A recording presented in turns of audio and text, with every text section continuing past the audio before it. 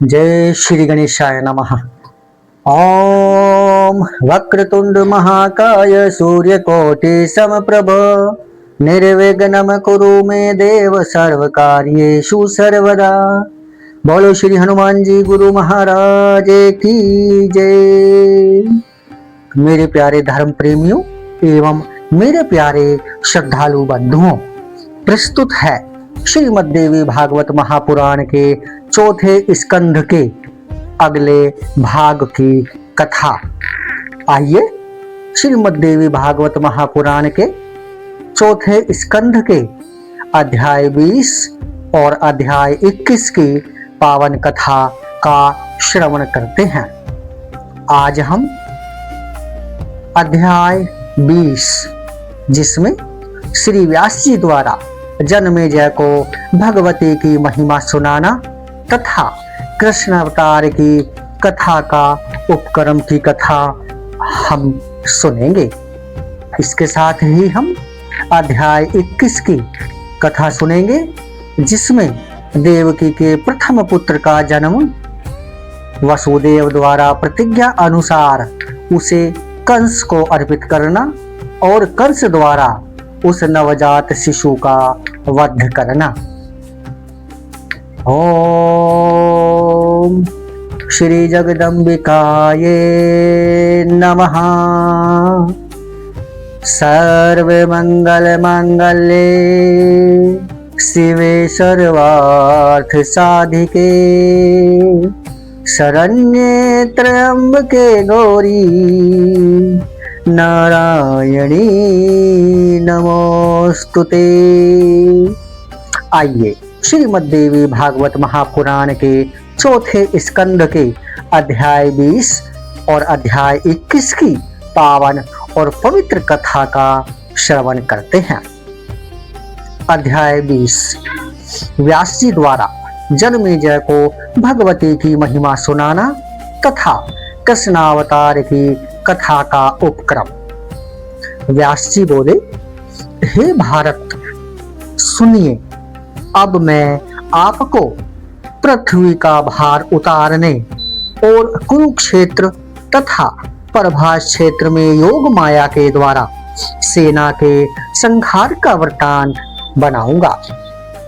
मेरे प्यारे धर्म प्रेमियों, इससे पहले हमने अध्याय 18 और अध्याय 19 की कथा सुनी थी जिसमें हमने पाप भार से दुखी पृथ्वी का देवलोक जाना, इंद्र का देवताओं और पृथ्वी के साथ ब्रह्मलोक जाना, ब्रह्मा जी का पृथ्वी तथा इंद्र आदि देवताओं के साथ विष्णु लोक जाकर विष्णु की स्तुति करना और विष्णु द्वारा अपने को मां भगवती के अधीन बताना।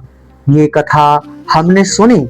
इसी के साथ हमने सुना देवताओं के द्वारा भगवती का स्तवन, भगवती द्वारा श्री कृष्ण और अर्जुन को निमित्त बनाकर अपनी शक्ति से पृथ्वी का भार दूर करने का वचन देना। उसी भाग को, उसी कथा को आगे बढ़ाते हुए आज हम ये पावन कथा सुनेंगे। तो उसी के क्रमशः श्री व्यास जी बोले, हे भारत सुनिए, अब मैं आपको पृथ्वी का भार उतारने और कुरुक्षेत्र तथा प्रभास क्षेत्र में योग माया के द्वारा सेना के संहार का वृतांत बताऊंगा। भृगु के शाप के प्रताप तथा महामाया की शक्ति से ही अमित तेजस्वी भगवान श्री विष्णु का आविर्भाव यदुवंश में हुआ था। मेरा यह मानना है कि पृथ्वी का भार उतारना तो निमित्त मात्र था। वस्तुतः योग माया ने ही इस संयोग का विधान कर दिया था कि धरातल पर भगवान श्री विष्णु का अवतार हो। बोलो श्री विष्णु भगवान की जय। बोलो श्रीमद् देवी भागवत महापुराण की जय।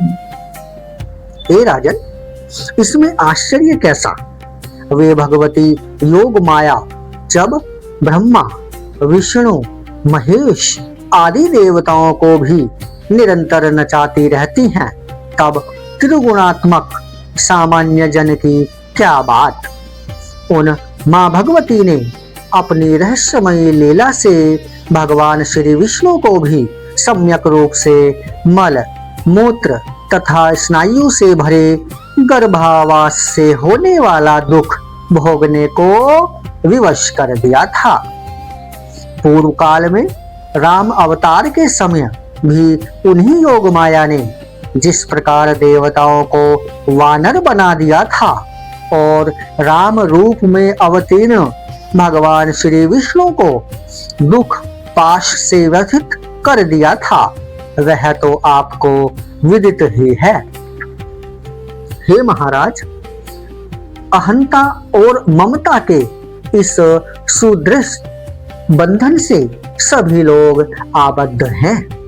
अतः अनासक्त तथा मोक्ष की इच्छा रखने वाले योगी जन और भोग की कामना करने वाले लोग भी उन्हीं कल्याणकारिणी माँ भगवती जगदम्बा की उपासना करते हैं। बोलो श्री माँ जगदम्बा की जय। जिन योग माया की भक्ति के लेशांश के लेशवांश को प्राप्त करके प्राणी मुक्त हो जाता है, उनकी उपासना कौन व्यक्ति नहीं करेगा।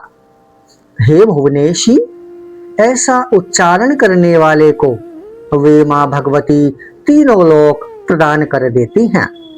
और मेरी रक्षा कीजिए, इस वाक्य के कहने पर उसे पहले ही त्रिलोक दे देने के कारण अब कुछ भी न दे पाने से वे उस भक्त की ऋणी हो जाती हैं।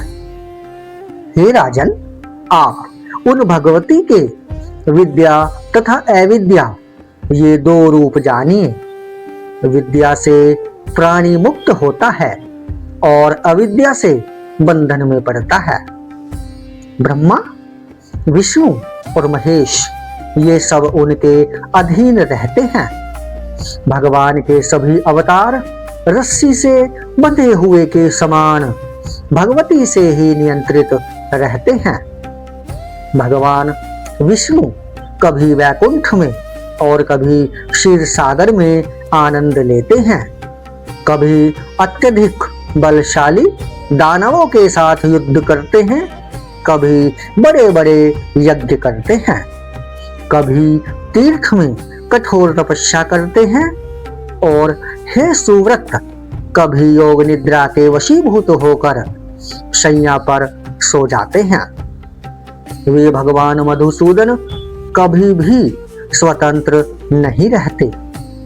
ऐसे ही ब्रह्मा, रुद्र, इंद्र, वरुण, यम, कुबेर, अग्नि, सूर्य, चंद्र, अन्य श्रेष्ठ देवतागण, सनक आदि मुनि और वशिष्ठ आदि महर्षि ये सब के सब बाजीगर के अधीन कठपुतली की भांति सदा माँ भगवती के वश में रहते हैं।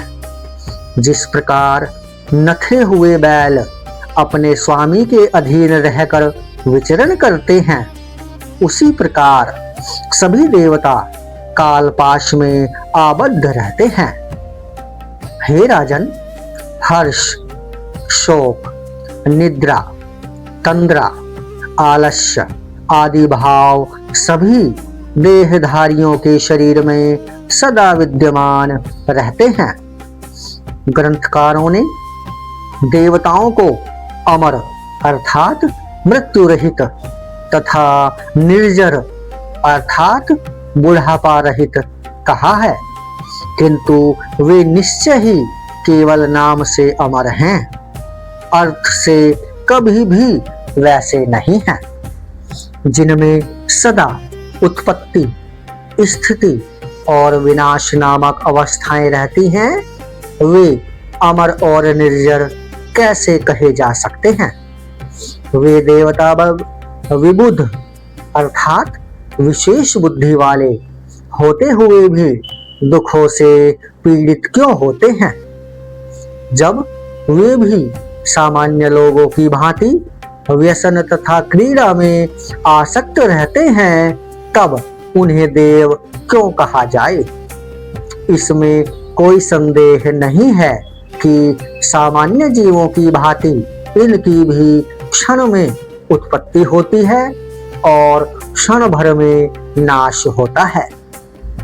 ऐसी स्थिति में इनकी उपमा जल में उत्पन्न होने वाले कीटों और मच्छरों से क्यों न दी जाए।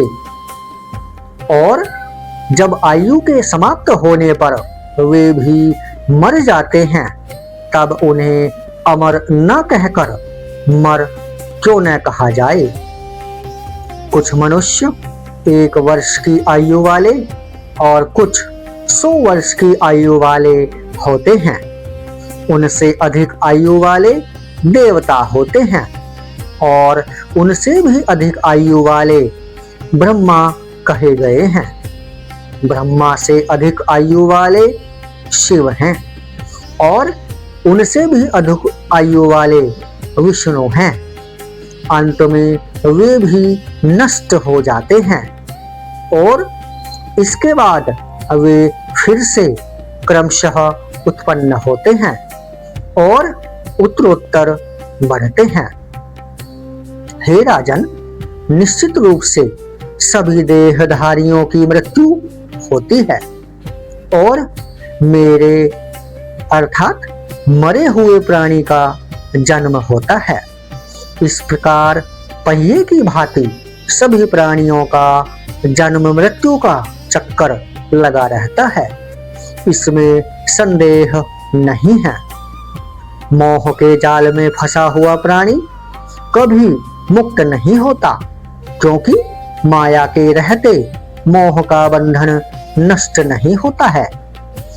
हे राजन, सृष्टि के समय ब्रह्मा आदि सभी देवताओं की उत्पत्ति होती है और कल्प के अंत में क्रमशः उनका नाश भी हो जाता है।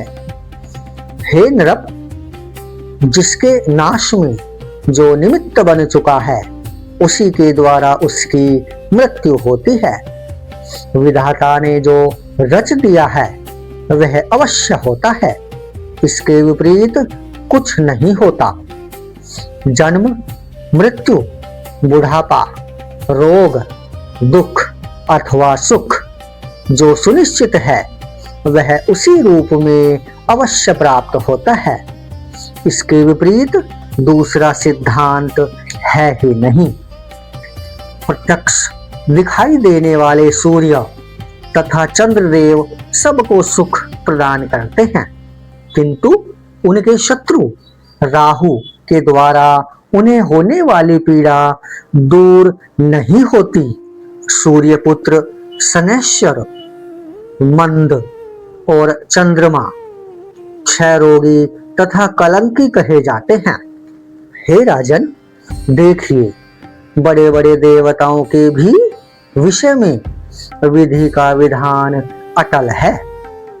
ब्रह्मा जी वेद कर्ता, जगत की सृष्टि करने वाले तथा सबको बुद्धि देने वाले हैं, किंतु वे भी सरस्वती को देखकर विकल हो गए। जब शिव की भार्या सती अपने शरीर को जला करके मर गई, तब लोगों का दुख दूर करने वाले होते हुए भी वे शिवजी शोक संतप्त तथा पीड़ित हो गए।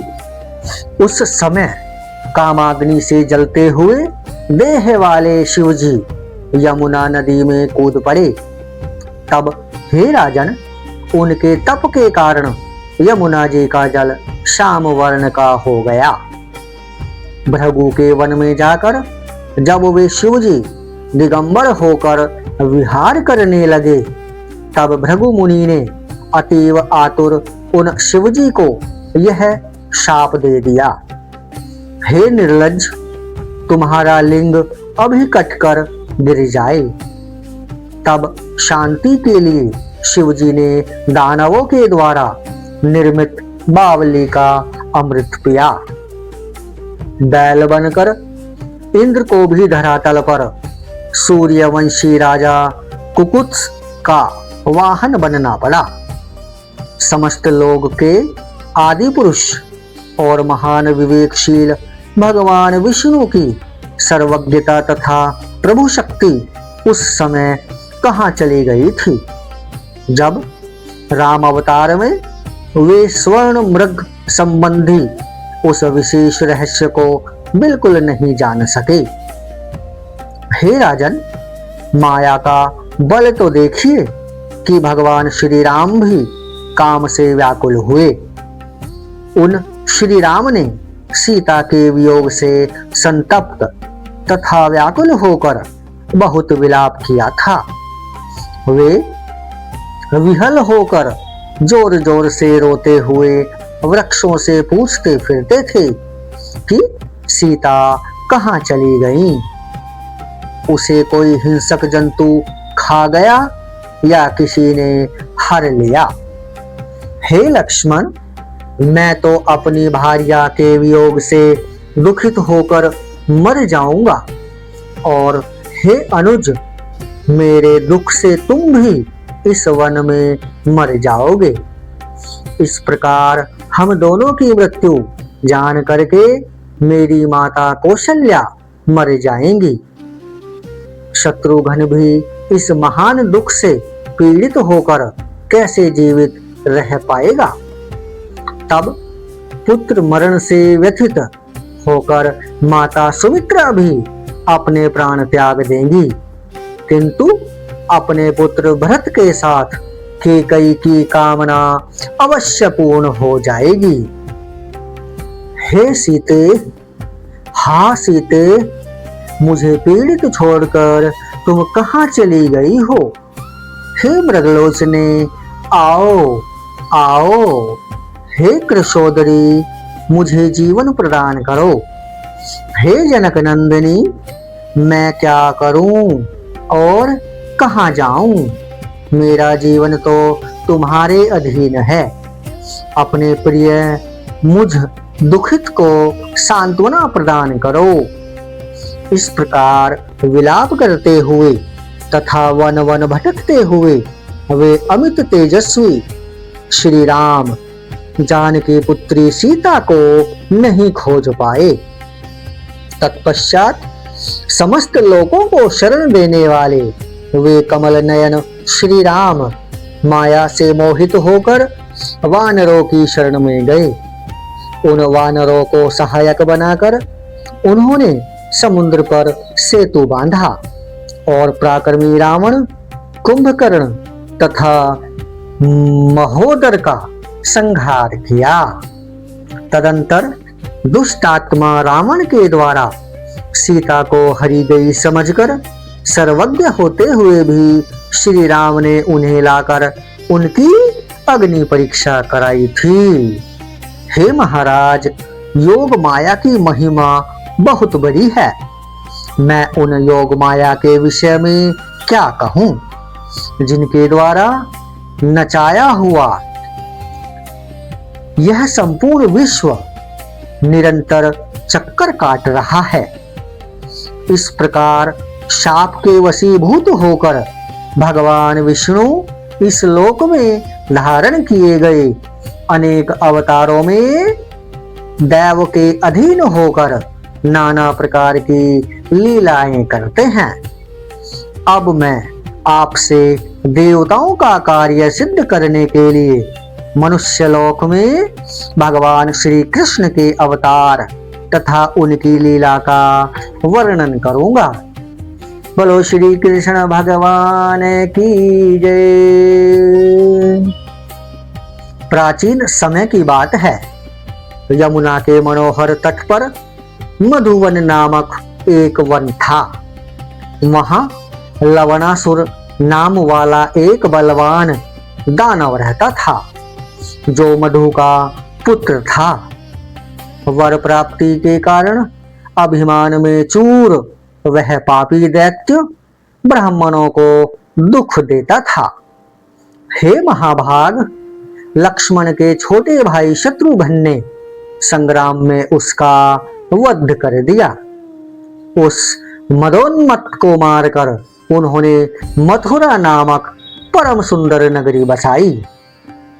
कमल के समान नेत्रों वाले अपने 2 पुत्रों को राज्य कार्य में नियुक्त करके वे बुद्धिमान शत्रुघ्न समय आ जाने पर स्वर्ग चले गए। सूर्यवंश के नष्ट हो जाने पर उस मुक्तिदायिनी मथुरा को यादवों ने अधिकार में कर लिया। हे राजन, पूर्व काल में राजा ययाति का सूरसेन नामक एक पराक्रमी पुत्र था जो वहां का राजा हुआ। हे राजन, उसने मथुरा और सूरसेन दोनों ही राज्यों को विषयों का भोग किया। वहां पर वरुण देव के शापवश महर्षि कश्यप के अंश स्वरूप परम यशस्वी वसुदेव जी सूरसेन के पुत्र होकर उत्पन्न हुए। पिता के मर जाने पर वे वसुदेव जी वैश्यवृत्ति में संलग्न होकर जीवन यापन करने लगे। उस समय वहां के राजा उग्रसेन थे और उनका कंस नामक एक प्रतापी पुत्र था। वरुण देव के ही शाप के कारण कश्यप की अनुगामिनी अदिति भी राजा देवक की पुत्री देवकी के रूप में उत्पन्न हुई। महात्मा देवक ने उस देवकी को वसुदेव को सौंप दिया। विवाह संपन्न हो जाने के पश्चात वहां आकाशवाणी हुई, हे महाभाग कंस, इस देवकी के गर्भ से उत्पन्न होने वाला 8वां ऐश्वर्यशाली पुत्र तुम्हारा संहारक होगा। उस आकाशवाणी को सुनकर महाबली कंस आश्चर्यचकित हो गया। उस आकाशवाणी को सत्य मानकर वह चिंता में पड़ गया। अब मैं क्या करूं? ऐसा भली भांति सोच विचार कर उसने यह निश्चय किया कि यदि मैं देवकी को इसी समय शीघ्र मार डालूं तो मेरी मृत्यु नहीं होगी। मृत्यु का भय उत्पन्न करने वाले इस विषम अवसर पर दूसरा कोई उपाय नहीं है, किंतु यह मेरी पूज्य चचेरी बहन है, अतः इसकी हत्या कैसे करूं? वह ऐसा सोचने लगा। कंस ने पुनः सोचा, अरे यही बहन तो मेरी मृत्यु स्वरूपा है। बुद्धिमान मनुष्य को पाप कर्म से भी अपने शरीर की रक्षा कर लेनी चाहिए। बाद में प्रायश्चित कर लेने से उस पाप की शुद्धि हो जाती है। अतः चतुर लोगों को चाहिए कि पाप कर्म से भी अपने प्राणों की रक्षा कर ले। मन में ऐसा सोचकर पापी कंस ने बाल खींचकर उस सुंदरी देवकी को तुरंत पकड़ लिया। इसके बाद म्यान से तलवार निकालकर उसने मारने की इच्छा से बुरे विचारों वाला कंस सभी लोगों के सामने ही उस नवविवाहिता देवकी को अपनी ओर खींचने लगा। उसे मारी जाती देखकर लोगों में महान हाहाकार मच गया। वसुदेव जी के वीर साथीगण धनुष लेकर युद्ध के लिए तैयार हो गए। अद्भुत साहस वाले वे सब कंस से कहने लगे, कृपा करके इसे छोड़ दो, छोड़ दो। वे देव माता देवकी को कंस से छुड़ाने लगे। तब शक्तिशाली कंस के साथ वसुदेव जी के पराक्रमी सहायकों का घोर युद्ध होने लगा। उस भीषण लोमहर्षक युद्ध के निरंतर होते रहने पर जो श्रेष्ठ तथा यदुगण थे उन्होंने कंस को युद्ध करने से रोक दिया। उन्होंने कंस से कहा, हे वीर, यह तुम्हारी पूजनीय चचेरी बहन है।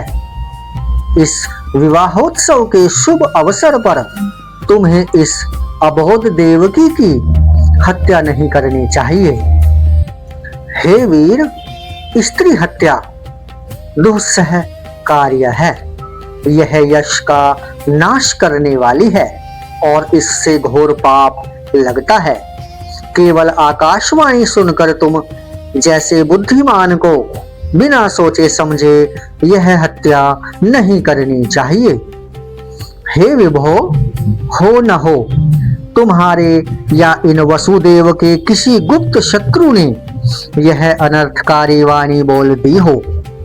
हे राजन, तुम्हारा यश और वसुदेव का गृहस्थ नष्ट करने के लिए किसी मायावी शत्रु ने यह कृत्रिम वाणी घोषित कर दी हो। तुम वीर होकर भी आकाशवाणी से डर रहे हो। तुम्हारे यश रूपी वृक्ष को उखाड़ फेंकने के लिए तुम्हारे किसी शत्रु ने ही यह चाल चली है। जो कुछ भी हो, विवाह के इस अवसर पर तुम्हें बहन की हत्या तो करनी ही नहीं चाहिए। हे महाराज, होनहार तो होगी ही, उसे कोई कैसे टाल सकता है।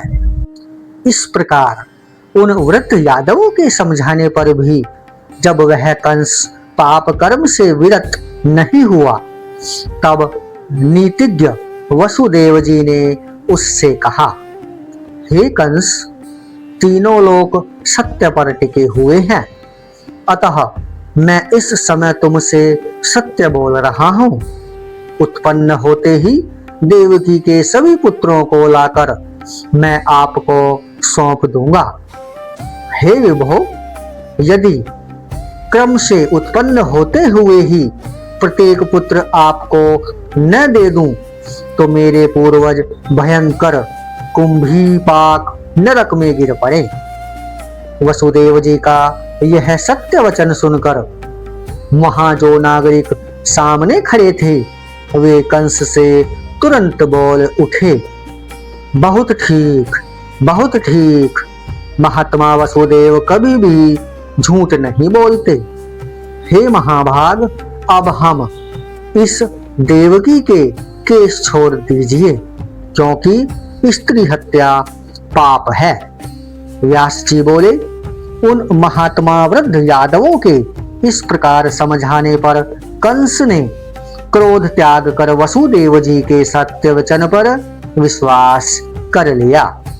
तब दुंदुभियां तथा अन्य बाजे ऊंचे स्वर में बजने लगे और उस सभा में उपस्थित सभी लोगों के मुख से जय जयकार की ध्वनि होने लगी। इस प्रकार उस समय महायशस्वी वसुदेव जी कंस को प्रसन्न करके उससे देवकी को छुड़ाकर उस नवविवाहिता के साथ अपने इष्ट जनों सहित निर्भय होकर शीघ्रता पूर्वक घर चले गए। जय माता दी। श्री जगदम्बिकाये नमः। सर्वमंगल मांगल्ये शिवे सर्वार्थ साधिके शरण्ये त्र्यंबके गौरी नारायणी नमोस्तुते। मेरे प्यारे धर्म प्रेमियों एवं श्रद्धालु बंधुओं एवं मेरे प्यारे भाइयों और बहनों,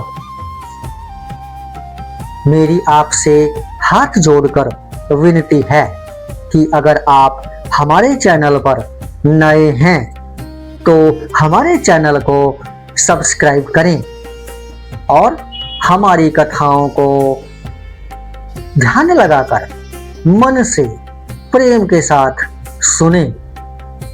कमेंट में अपने अमूल्य विचार अवश्य शेयर करें। आपका स्नेह और समर्थन ही इस आध्यात्मिक यात्रा की सबसे बड़ी शक्ति है। तो आइए श्रीमद् देवी भागवत महापुराण के कथा को आगे बढ़ाते हुए आरंभ करते हैं। श्रीमद् देवी भागवत महापुराण के चौथे स्कंध के अध्याय 21 की पावन कथा। देवकी के प्रथम पुत्र का जन्म। वसुदेव द्वारा प्रतिज्ञा अनुसार उसे कंस को अर्पित करना और कंस द्वारा उस नवजात शिशु का वध करना। व्यास जी बोले, हे राजन, इसके बाद समय आने पर देव स्वरूपिणी देवकी ने वसुदेव के संयोग से विधिवत गर्भ धारण किया। 10वां माह पूर्ण होने पर जब देवकी ने अत्यंत रूप संपन्न तथा सुडोल अंगों वाले अत्युत्तम प्रथम पुत्र को जन्म दिया, तब सत्य प्रतिज्ञा से बंधे हुए महाभाग वसुदेव ने होनहार से विवश होकर देव माता देवकी से कहा, हे सुंदरी, अपने सभी पुत्र कंस को अर्पित कर देने की मेरी प्रतिज्ञा को तुम भली भांति जानती हो।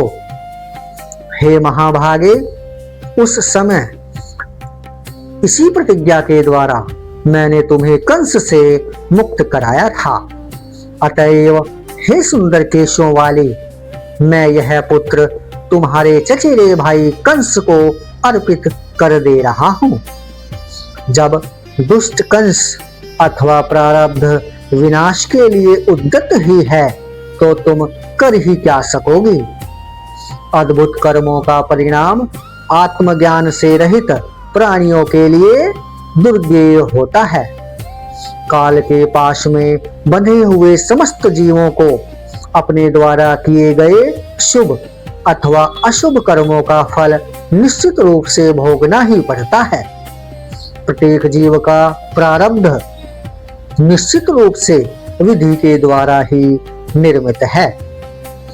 वसुदेव के ये वचन सुनकर देवकी बोली, हे स्वामिन, मनुष्यों को अपने पूर्व जन्म में किए गए कर्मों का फल अवश्य भोगना पड़ता है, किंतु क्या तीर्थाटन, तपश्चरण एवं दान आदि से वह कर्म फल नष्ट नहीं हो सकता। हे महाराज, पूर्व अर्जित पापों के विनाश के लिए महात्माओं ने धर्म शास्त्रों में तो नानाविध प्रायश्चित के विधान का उल्लेख किया है। ब्रह्म हत्या करने वाला, स्वर्ण का हरण करने वाला, सुरापान करने वाला तथा गुरु पत्नी के साथ व्यभिचार करने वाला महापापी भी 12 वर्षों तक व्रत का अनुष्ठान कर लेने पर शुद्ध हो जाता है। हे अनघ, उसी प्रकार मनु आदि के द्वारा उपदिष्ट प्रायश्चित का विधान पूर्वक अनुष्ठान करके मनुष्य क्या पाप से मुक्त नहीं हो जाता है। यदि प्रायश्चित विधान के द्वारा पाप से मुक्ति नहीं मिलती है तो क्या याज्ञवल्क्य आदि धर्मशास्त्र प्रणेता तत्वदर्शी मुनियों के वचन निरर्थक हो जाएंगे। हे स्वामिन, होनी होकर ही रहती है। यदि यह निश्चित है तब तो सभी आयुर्वेद एवं सभी मंत्र शास्त्र झूठे सिद्ध हो जाएंगे और इस प्रकार भाग्यलेख के समक्ष सभी उद्यम अर्थहीन हो जाएंगे। जो होना है वह अवश्य घटित होता है। यदि यही सत्य है तो सत्य कर्मों की ओर प्रवृत्त होना व्यर्थ हो जाएगा और अग्निष्टोम आदि स्वर्ग प्राप्ति के शास्त्र सम्मत साधन भी निरर्थक हो जाएंगे। जब वेद शास्त्र आदि के उपदेश ही व्यर्थ हो गए तब उन प्रमाणों के झूठा हो जाने पर क्या धर्म का समूल नाश नहीं हो जाएगा। उद्यम करने पर सिद्धि की प्रत्यक्ष प्राप्ति हो जाती है। अतएव अपने मन में भली भांति सोच करके कोई ऐसा उपाय कीजिए जिससे मेरा यह बालक पुत्र बच जाए।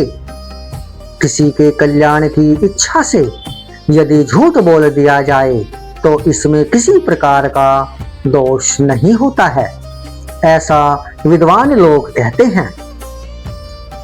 देवकी के ये वचन सुनकर वसुदेव जी बोले, हे महाभागे, सुनो, मैं तुमसे यह सत्य कह रहा हूं। मनुष्य को उद्यम करना चाहिए, उसका फल दैव के अधीन रहता है।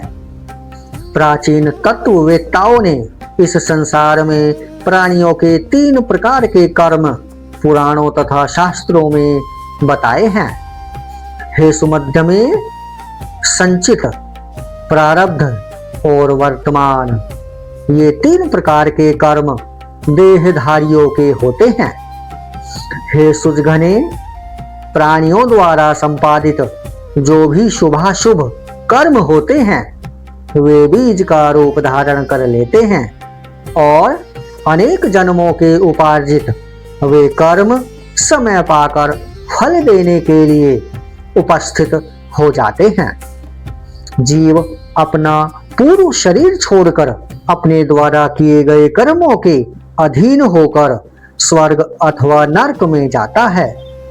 सुकर्म करने वाला जीव दिव्य शरीर प्राप्त करके स्वर्ग में नानाविध सुखों का उपभोग करता है तथा दुष्कर्म करने वाला विषय भोगजन्य यातना देह प्राप्त करके नरक में अनेक प्रकार के कष्ट भोगता है। इस प्रकार भोग पूर्ण हो जाने पर जब पुनः उसके जन्म का समय आता है तब लिंग देह के साथ संयोग होने पर उसकी जीव संज्ञा हो जाती है। उसी समय जीव का संचित कर्मों से संबंध हो जाता है और पुनः लिंग देह के आविर्भाव के समय परमात्मा उन कर्मों के साथ जीव को जोड़ देते हैं। हे सुलोचने, इसी शरीर के द्वारा जीव को संचित, वर्तमान और प्रारब्ध इन 3 प्रकार के शुभ अथवा अशुभ कर्म भोगने पड़ते हैं। हे भामिनी, केवल वर्तमान कर्म ही प्रायश्चित आदि के द्वारा नष्ट किए जा सकते हैं। इसी प्रकार समुचित शास्त्रोक्त उपायों द्वारा संचित कर्मों को भी विनष्ट किया जा सकता है, किंतु प्रारब्ध कर्मों का क्षय तो भोग से ही संभव है, अन्यथा नहीं। अतः मुझे तुम्हारे इस पुत्र को हर प्रकार से कंस को अर्पित कर देना ही चाहिए। ऐसा करने से मेरा वचन भी मिथ्या नहीं होगा और लोक निंदा का दोष भी मुझे नहीं लगेगा।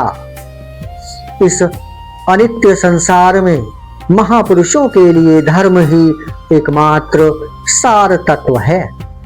इस लोक में प्राणियों का जन्म तथा मरण दैव के अधीन है। अतः हे प्रिय, प्राणियों को व्यर्थ शोक नहीं करना चाहिए। इस संसार में जिसने सत्य छोड़ दिया उसका जीवन निरर्थक ही है। जिसका यह लोक बिगड़ गया उसके लिए परलोक कहाँ। अतः हे सुंदर भौहों वाली, यह बालक मुझे दे दो और मैं इसे कंस को सौंप दूं। हे देवी, सत्य पथ का अनुगमन करने से आगे कल्याण होगा। हे प्रिय, सुख अथवा दुख किसी भी परिस्थिति में मनुष्य को सत्य कर्म ही करना चाहिए। हे देवी, सत्य की भली भांति रक्षा करने से कल्याण ही होगा। श्री व्यास जी बोले, अपने प्रिय पति के ऐसा कहने पर शोक संतप्त तथा कांपती हुई मनस्विनी देवकी ने वह नवजात शिशु वसुदेव को दे दिया। धर्मात्मा वसुदेव भी अपने पुत्र उस अबोध शिशु को लेकर कंस के महल की ओर चल पड़े। मार्ग में लोग उनकी प्रशंसा कर रहे थे।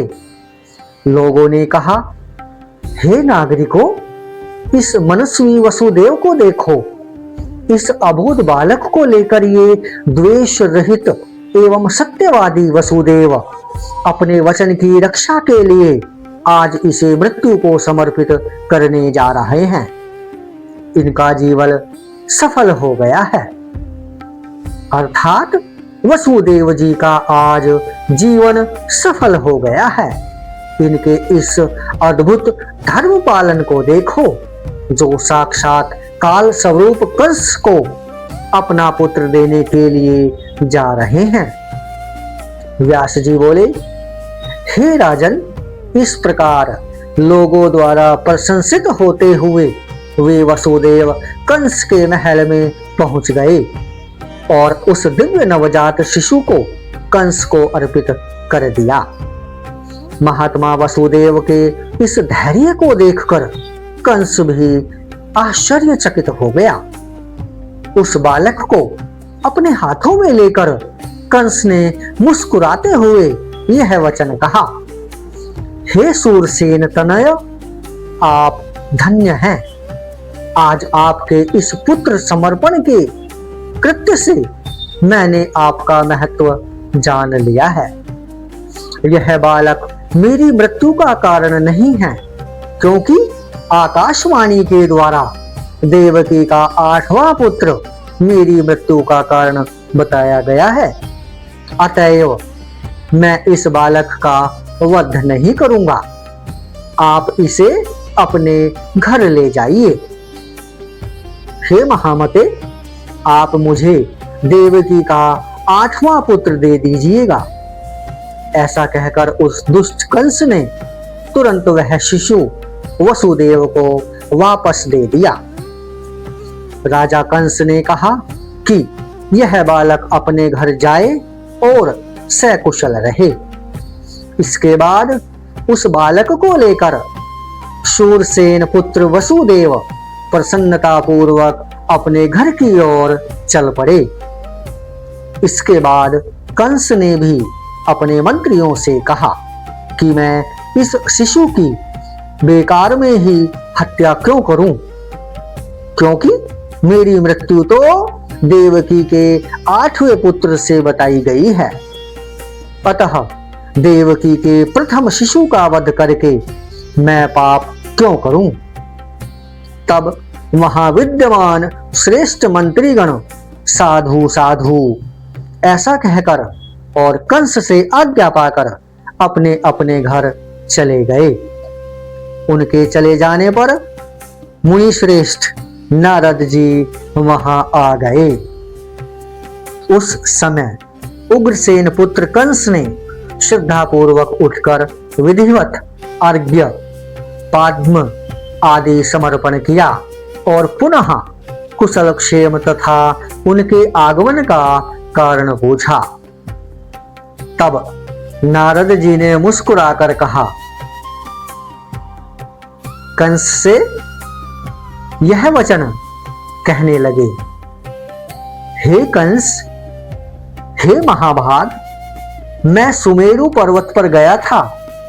वहां ब्रह्मा आदि देवगण एकत्र होकर आपस में मंत्रणा कर रहे थे कि वसुदेव की पत्नी देवकी के गर्भ से सुश्रेष्ठ भगवान विष्णु आपके संहार के उद्देश्य से अवतार लेंगे। तो फिर नीति का ज्ञान रखते हुए भी आपने उस शिशु का वध क्यों नहीं किया। नारद जी के ये वचन सुनकर कंस बोला, आकाशवाणी के द्वारा बताए गए अपने मृत्यु रूप देवकी के 8वें पुत्र का मैं वध करूंगा। कंस के ये वचन सुनकर नारद जी बोले, हे नृपश्रेष्ठ, आप शुभ तथा अशुभ राजनीति को नहीं जानते हैं और देवताओं की माया शक्ति भी नहीं जानते हैं। अब मैं क्या बताऊं? आपका कल्याण चाहने वाले वीर को छोटे से छोटे शत्रु की भी उपेक्षा नहीं करनी चाहिए। गणित शास्त्र की सम्मेलन क्रिया के आधार पर तो सभी पुत्र 8वें कहे जा सकते हैं। आप मूर्ख हैं। क्योंकि ऐसा जानते हुए भी आपने शत्रु को छोड़ दिया है। ऐसा कहकर श्रीमान देवदर्शन नारद वहां से शीघ्रता पूर्वक चले गए। नारद के चले जाने पर कंस ने उस बालक को मंगवाकर उसे पत्थर पर पटक दिया और उस मंद बुद्धि कंस को महान सुख प्राप्त हुआ।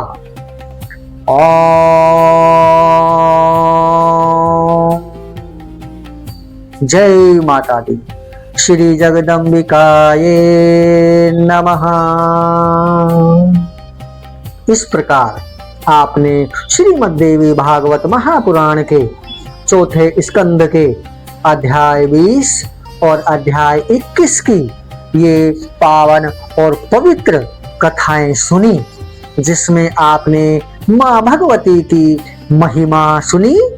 इसके साथ आपने यह जाना कि कंस ने तो देवकी के प्रथम पुत्र को छोड़ दिया था, लेकिन नारद जी ने आकर कंस का दिमाग खराब कर दिया। नारद जी के जाते ही कंस ने उस बालक को मंगाया और पत्थर पर पटक दिया।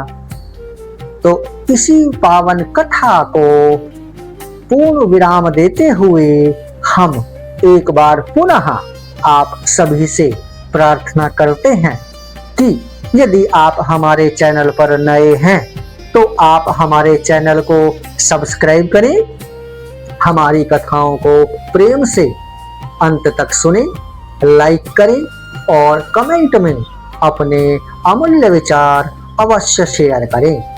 मेरे प्यारे बंधुओं, यदि आप श्रीमद् देवी भागवत महापुराण के प्रथम स्कंद, द्वितीय स्कंद, तृतीय स्कंद और चौथे स्कंद की इससे पहले के अध्यायों की कथा सुनना चाहते हैं तो आप हमारे चैनल पर सुन सकते हैं। इससे पहले की सभी पावन और पवित्र कथाएं हमारे चैनल पर उपलब्ध हैं। जय माता दी। तो मेरे प्यारे बंधुओं, मेरे प्यारे भाइयों और बहनों, श्रीमद् देवी भागवत महापुराण के अगले भाग की प्रतीक्षा में आप रहिए। जल्दी ही हम श्रीमद् देवी भागवत महापुराण के अगले भाग की प्रस्तुति शीघ्र ही आपके समक्ष लेकर आएंगे।